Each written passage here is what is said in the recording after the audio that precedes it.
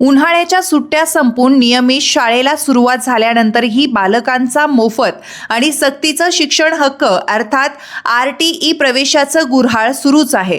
असं असेल तर या अधिनियमाचा हेतू खरोखरच साध्य होत आहे का असं विचारण्याची वेळ आली आहे. इंग्रजी माध्यमांच्या खाजगी शाळेतच आपला मुलगा शिकला तर तो मोठा ऑफिसर किंवा डॉक्टर इंजिनियर होईल असं प्रत्येक पालकाला वाटत असतं. किंबहुना या खाजगी शाळांच्या टुमदार इमारती, वातानुकूलित शाळा वर्ग, खेळण्यासाठी भव्य दिव्य मैदान, शाळेत यायला आणि जायला बस अशा विविध प्रकारच्या सुविधा पालकांना खुणावत असतात. आपल्या मुलांचं भविष्य उज्ज्वल व्हावं म्हणून पालकही वाटेल ते करून अव्वाच्या सव्वा फी करून मुलाला या खाजगी शाळेत प्रवेश मिळावा म्हणून धडपड करीत असतात. दुसरीकडे कोणताही मुलगा शाळेपासून वंचित राहू नये या उद्देशाने इयत्ता 1ली ते 7वी पर्यंत शिक्षण मोफत देणारा RTE अधिनियम अस्तित्वात आला.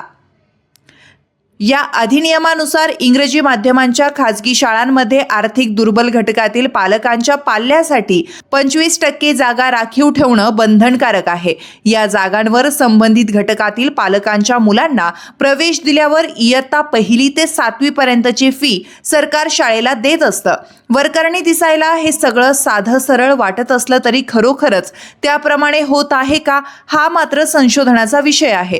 पहिल्या वर्गात प्रवेश दिल्यावर सरकारनं त्याच वर्षी संबंधित शाळेला फी देणं आवश्यक आहे. पण वेळेच्या वेळी सरकारकडून फीची रक्कम मिळत नसल्यानं प्रवेशाच्या वेळीच फी पालकांकडून वसूल केली जाते.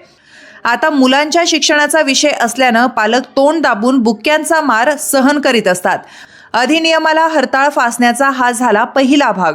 प्रवेशाच्या बाबतीत सरकारी पातळीवरून कोणत्याही प्रकारचं नियोजन केलं जात नसल्यानं शाळा सुरू झाल्यानंतरही प्रवेशाचं गुऱ्हाळ सुरूच राहत असल्याचं दरवर्षी बघायला मिळतं.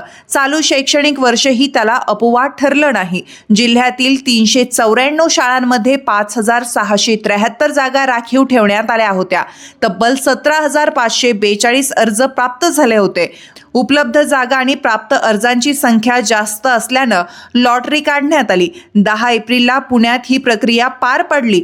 त्यात 5,326 बालकांना लॉटरी लागली. त्यापैकी 3,991 बालकांच्या पालकांनी निवडलेल्या पसंतीच्या शाळेत जाऊन बालकाचा प्रवेश निश्चित करून घेतला. आतापर्यंत प्रवेशाच्या 3 फेऱ्या झाल्या. अजूनही 1,335 जागा रिक्त आहे. अमुकच शाळेत प्रवेश मिळावा म्हणून सारेच पालक आग्रही असतात.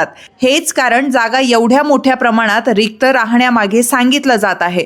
पहिल्या फेरीत ज्यांना संधी मिळाली त्या बालकांच्या पालकांनी त्याच वेळी प्रवेश निश्चित करून टाकला. म्हणजे बहुतांश नामांकित शाळांमधल्या जागा त्याच वेळी भरल्या गेल्या. आता ज्या शाळांमध्ये जागा रिक्त आहे त्या शाळा घरापासून लांब तसंच नामांकित नसल्यानं पालकांनी पाल्याचा प्रवेश घेणं टाळलं. दरवर्षी शैक्षणिक सत्र जूनपासून सुरू होतं. हे लक्षात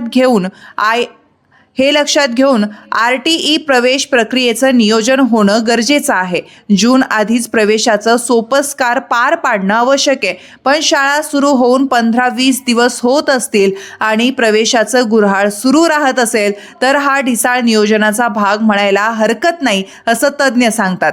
बरं, त्यानंतरही या रिक्त जागांवर प्रवेश झालेच तर मग आतापर्यंतच्या अभ्यासक्रमाचं काय हा प्रश्न अनुत्तरित राहतो.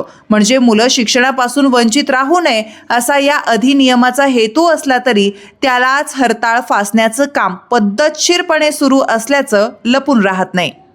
तुमच्या भागातील प्रत्येक बातमी पाहण्यासाठी तसेच अशाच ताज्या आणि विश्वासार्ह घडामोडींसाठी उत्तर महाराष्ट्र न्यूज नेटवर्क सोबत जोडलेले रहा.